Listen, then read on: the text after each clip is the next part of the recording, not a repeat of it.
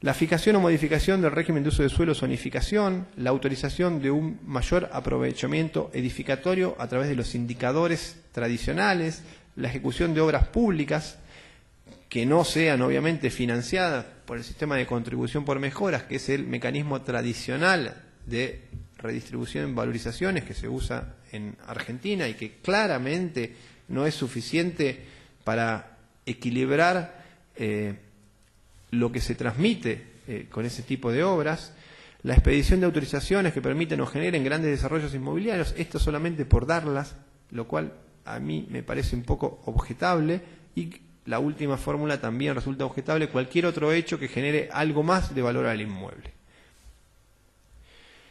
La ley prevé, a su vez, que esta contribución tiene que ser fijada por ordenanza y que no puede ser inferior al 10%, y el tope máximo es el que referimos ayer, con esa formulación un poco difícil de aprender con H, ¿no? Lo que esté fijado como máximo por la instancia superior de justicia en materia de constitucionalidad para la regulación de usos de suelo por parte del Estado. Entiendo que se refiere acá a la jurisprudencia de la Corte Suprema de Justicia de la Nación, porque ese es el Tribunal Superior en materia constitucional. Pero puede ser, tal vez, la Suprema Corte de Justicia de la Provincia de Buenos Aires. Se verá esto en la práctica, si es que alguna vez esta norma tiene práctica. Genera algunos problemas, fundamentalmente por la reglamentación. Yo les conté ayer que el día que discutieron este artículo y antes de que se promueva, estuve conversando por quienes querían que salga un artículo similar al de la ley colombiana, que tiene en cuenta el valor de mercado, y el precio de venta no es necesariamente el valor que se crea. Ahí hay un descalce, es una demasía. Pero también estuve con la gente que logró después del Ejecutivo, que hablaba solamente del valor fiscal, y el valor fiscal llega tarde y siempre está retrasado. Tiene dos problemas: llega tarde, un año después al menos, y además tiene un retraso con relación al valor real que se puede crear. Entonces, ahí hay dos brechas, un spread demasiado grande que no logra solucionar absolutamente nada. El primer problema que creo que trae esta norma es que la ordenanza municipal que fije la contribución puede sancionarse después de ser aprobada por el Consejo Deliberante, por el Ejecutivo Provincial. El gobernador provincial le tiene que decir al Consejo Deliberante, vos podés tomar dinero para distribuir por una mejor urbanística que vos hacés después de que yo te deje hacerlo y de acuerdo con lo que yo te diga, lo cual me parece, acá sí me arriesgo a afirmarlo, quiebra de manera absoluta el principio de autonomía municipal. No es un ámbito en el que el gobierno provincial pueda tener una competencia superior al gobierno municipal, y claramente creo que es una interferencia que inhibe el margen de maniobra propio, ese círculo de intereses de responsabilidad primaria que los municipios tienen. Si el municipio ejerce mal esa potestad o competencia, luego se verá, pero no puede inhibirse de entrada con esta modalidad que solamente estaba dirigida a dar tranquilidad comunicacional a través del diario Clarín a los que decían que estaban preocupados, pero en verdad no estaban tanto. En segundo lugar, hay un problema de descalce temporal, creo. El decreto reglamentario de la ley dice que la contribución se va a aplicar sobre la diferencia entre las evaluaciones fiscales anteriores y posteriores al hecho generador de este mayor valor. Es decir, si hay una norma que rezonifica y la evaluación fiscal cambia al año siguiente, en ese caso es difícil pensar que se vuelque en la evaluación fiscal este mayor valor dado por una norma o dado por una intervención pública. Pensemos en cualquier sector alejado de la ciudad que de golpe se promueve como una serie de intervenciones de obras públicas, de infraestructura importantes y normas de reasignación de zonificación. En la evaluación fiscal del año siguiente, eso no va a estar reflejado, va a estar insuficientemente reflejado y ni siquiera lo considera. Los precios de evaluación, los valores fiscales se fijan a ojo político, no a ojo real. Me parece que eso es un problema, y además es un problema de descalce, porque la captura, la toma, se pone en el momento que se solicita la autorización para iniciar el trámite o para construir, y eso por ahí es antes de que surja la nueva evaluación fiscal. Acá hay problemas que han, creo, neutralizado absolutamente la posibilidad de que esto se lleve a la práctica de acuerdo con la ley. Existe el otro problema que ya les dije ayer de la del tope máximo, porque la Corte de Justicia de la Nación, el presidente Mardo Stende, que es el que los autores intelectuales o algunos de ellos de la ley tenían en su cabeza, es Mardo Stende, con un tope del 30% que coincide con el nivel de no confiscación en materia fiscal que tiene la Corte. Pero hay otro precedente, el único, que se refiere a sesiones, que es Río Belén, donde el porcentaje era del 1%. Ahí también hay otro problemita que también tendrá que verse en algún momento. En cuanto al pago, ¿cómo se paga? El decreto dice que es a elección del sujeto obligado, lo que resulta, me parece razonable, pero la ley no lo prevía. Se puede pagar en dinero efectivo, se puede pagar como una cesión de una porción del inmueble valorizado o de la cesión de otros inmuebles, pero que deben estar en el área urbana o complementaria y ser accesibles y cumplir con los criterios de vivienda digna muy intensos que establece el artículo 15 de la ley. Si se paga en dinero efectivo, ese dinero entra a un fondo, es afectado, tiene una finalidad específica, que es la construcción o mejoramiento de vivienda, la infraestructura de servicios o la generación de áreas de equipamiento o recreación en áreas perjudicadas o desfavorecidas. No se podría gastar para otra cosa. Podrá servir para lavar dineros públicos, pero no podría tener una afectación diferente. Esto tampoco ha generado mucho cariño en los administradores públicos, que prefieren tener dinero suelto para gastar en lo que las mediciones le digan y no en lo que a veces es urgente o necesario. El tema de los grandes desarrollos inmobiliarios, que es el que permitió que la ley saliera en los diarios. Son los, bueno, se sabe cuáles son, ¿no? Clubes de campo, barrios cerrados. Creo que acá hay un problema al decir toda otra forma de urbanización cerrada, porque hay grandes desarrollos inmobiliarios que no necesariamente son cerrados y podría haber acá un tema de calificaciones, de clasificación o aprehensión por parte de la ley. Que ocupen más de 5.000 metros tienen que hacer una suerte de pago previo de al menos el 10%. Por lo cual no es algo que en la práctica pueda llegar a traer problemas. El problema es cómo se computan y cómo se realizan. Obviamente tener presente que son sesiones adicionales a los del decreto ley 8912, pero si fueran del 10% no es un problema. No lo vieron así al menos 3 o 4 de los desarrolladores más importantes del país, y entre ellos estaban los 2 más importantes. Solo menciono una anécdota, es que la ley, ni bien fue aprobada, su inconstitucionalidad fue planteada por 2 diputados, un diputado de la Nación, en aquel momento, de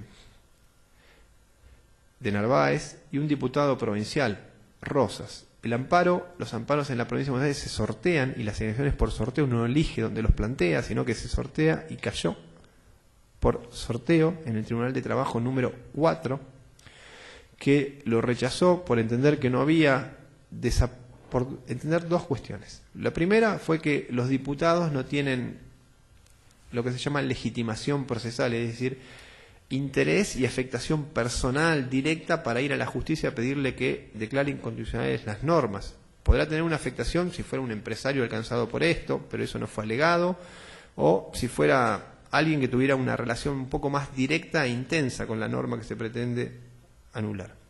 Pero de la mano de este argumento, uno de los jueces, Martí Arena, dijo algunas palabras un poco duras que, buscándolas, se pueden encontrar. A mí no me parece apropiado traerlas acá, pero recomiendo considerarlas porque son un argumento por demás interesante.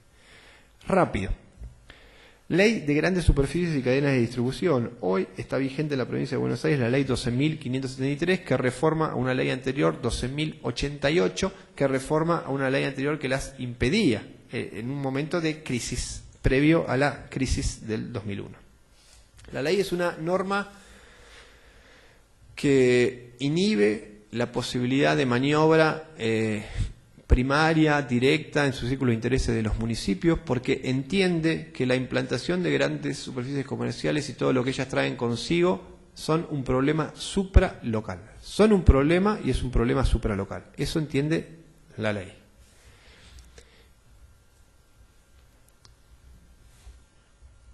Las limitaciones que establece generalmente vienen por 3 o 4 lugares.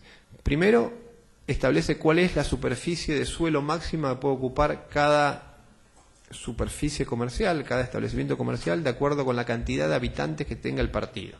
Y en segundo lugar, regula lo que se denominan cadenas de distribución, que es la tipología de mercados enlazados, definidos claramente por la ley, y establece un tope de cantidad de comercios del mismo grupo económico por partido, lo que ha dado lugar, por ejemplo, a planteos efectuados por una entidad gremial empresaria fondeada por una empresa comercial que es dueña de grandes superficies comerciales y a su vez cadenas de distribución. Las de ellos se llaman Toledo y Ahorro Fácil, de tirarle piedras a los vecinos, que son Carrefour y Día por Ciento, que hacen lo mismo, pero se tiran, como en la fábula de Samaniego, con el caracol le tiraba piedras al vecino. Bueno, eso ocurrió así. Y decían que eran un gran grupo, una misma cadena, un mismo grupo comercial, y esos planteos fueron desestimados para tratar de limitar la cantidad de locales que tienen en un partido, en 2 o en 3.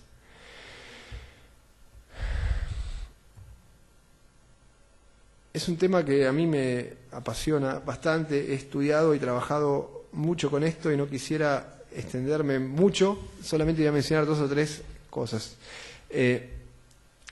Hay un procedimiento especial para la instalación de estos inmuebles, de estos establecimientos. La ley tiene normas de tipo urbanística que también inhiben la posibilidad de normación, de ordenamiento, de dictar normas de ordenamiento urbanístico por parte de los municipios. Ya me voy a referir. Establece un procedimiento especial para que se pueda aprobar un sistema que en la terminología francesa o española se llama de doble licencia o de doble conforme, tal vez, donde primero el municipio da una suerte de prefactibilidad de que el uso, la zona es conforme, luego se envía a la provincia para hacer un proceso de factibilidad en el que se incluye incluso un estudio de evaluación de impacto socioeconómica y de impacto ambiental a cambio de universidades, regulado específicamente por una serie de resoluciones del Ministerio de la Producción, y luego vuelve al municipio para que dé la habilitación final. Es importante remarcar que esta ley entró en vigencia en el año 2001, fue reglamentada, pero cuando se estaba por aprobar el reglamento, es un caso muy curioso, aparece publicado en algunos diarios, la ex secretaria de Estado de Estados Unidos, Madeleine Albright, vino a Argentina a hablar con el por entonces gobernador Rucauf y le dijo, si sale esa reglamentación que han proyectado, que había proyectado alguien de acá de Mar del Plata, va a haber problemas. Entonces la reglamentación se cambió y en uno de los artículos se incluyeron, me parece razonable la reforma que propuso igual, pero algunas que llaman actividades franquiciadas o promovidas, entonces comercios como pueden ser Easy no están alcanzados en forma directa por la ley y permite que aquellos que no vendan alimentos como supermercados puedan instalarse por fuera de la ley. Fue una situación que se planteó. Y en ese momento se generó una serie de dictámenes de la Asesoría General de Gobierno que dijo algo de interpretación de la ley hacia el futuro y hacia adelante. Dijo, esta ley que entra en vigencia en el 2001 con su reglamentación, o 2002, se aplica hacia adelante, por lo cual si en algún partido ya hay 5 locales de las cadenas de distribución, a partir de la ley pueden poner 3 más en partidos como Mar del Plata. No se computan los que ya existen.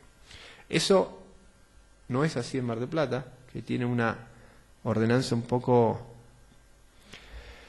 Es una ordenanza un poco limitativa, que es la ordenanza 18.788, que congeló el status quo en materia de establecimientos comerciales grandes y permitió que quien tiene el 70% o más de la capacidad instalada sin habilitar lo mantenga así hasta que logre habilitar y, entiendo, pueda vender. La ordenanza municipal prevé que el cómputo de locales es sin tiempo, es decir, tiene efectos hacia adelante pero también hacia atrás, y si ya hay existentes se computa hacia adelante.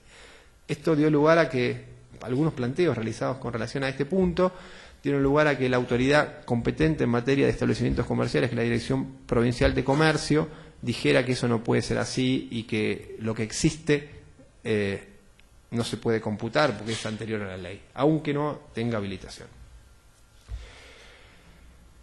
Algunos planteos judiciales locales. Es que la ley en materia urbanística prohíbe que los municipios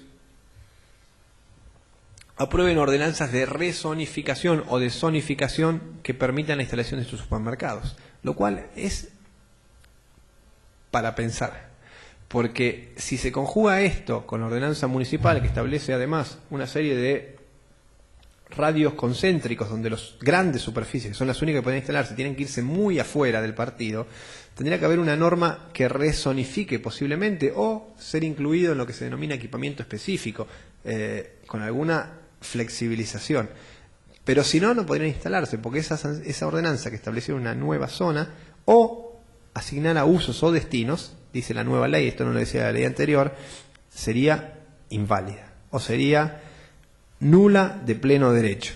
Esto me parece que es una intromisión un poco excesiva e indebida del legislador provincial en la determinación propia de los municipios en materia de ordenamiento territorial al menos.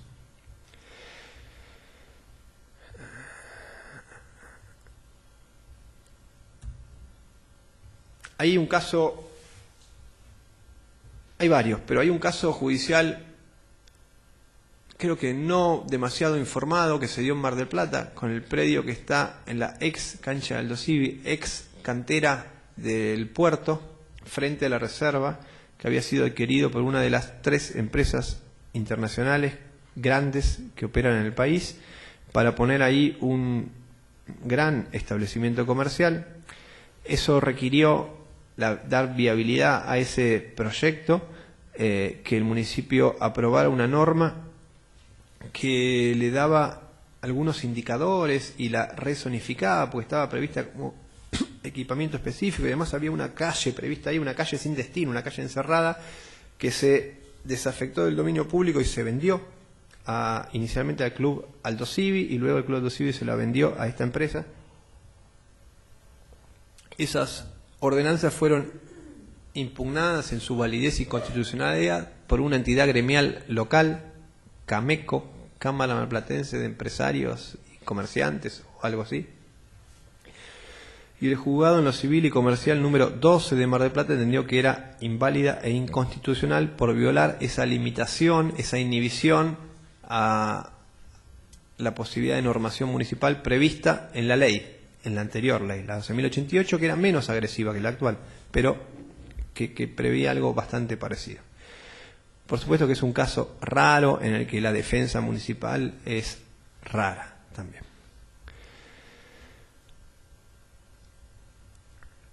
Diría más, por un abogado raro, pero llego hasta ahí. Que tiene actuaciones raras, profesionales. En segundo lugar, hay una causa USIP, donde se plantea la misma tipología. USIP es otra entidad gremial empresarial que además está presidida por quien fue el autor, uno de los autores intelectuales de la ley en Mar del Plata. En este caso ya se aplica la ley, en verdad, está vigente la nueva ley, la 12.523, pero se aplica la anterior porque preveía en el artículo 29 que quienes hubieran cumplido con todo el trámite con la ley anterior se les aplicaba o mantenían el régimen vigente, que en algún punto era un poco más beneficioso. Esto refiere a un predio que es, entrando por la ruta 2, el de la ex Italpark, y en ese caso se da una cuestión bastante paradigmática. El actual intendente municipal en ese momento era concejal, y en el debate parlamentario, cuando no me acuerdo de qué fuerza política le plantean, miren, ustedes no pueden aprobar esta ordenanza de rezonificación, porque si la aprueban está violando la ley, él dice, no, nunca vamos a aprobar una ordenanza así. Entonces ahora hay como un compromiso, creo que hasta personal, un problema ahí con eso. Y en ese caso USIP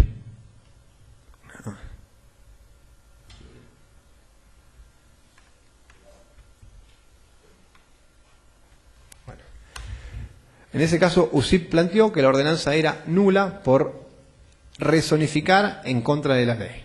Hay otro caso más reciente, pero también interesante, vinculado con grandes superficies comerciales y cuestiones urbanísticas, que es el caso de un supermercado Inc. en el centro de la ciudad, un Carrefour, ¿no? En el centro de la ciudad, donde Carrefour había cumplido con todos los pasos previstos en la ley. Todos. La vuelta inicial, la conformidad con el uso de suelo en la ciudad, se trasladó a la Dirección Provincial de Comercio y logró reunir la factibilidad. Se realizó con una universidad el estudio de impacto socioeconómico que según el estudio realizado, creo que fue por la Universidad Nacional del Sur, dio resultados auspiciosos y favorables.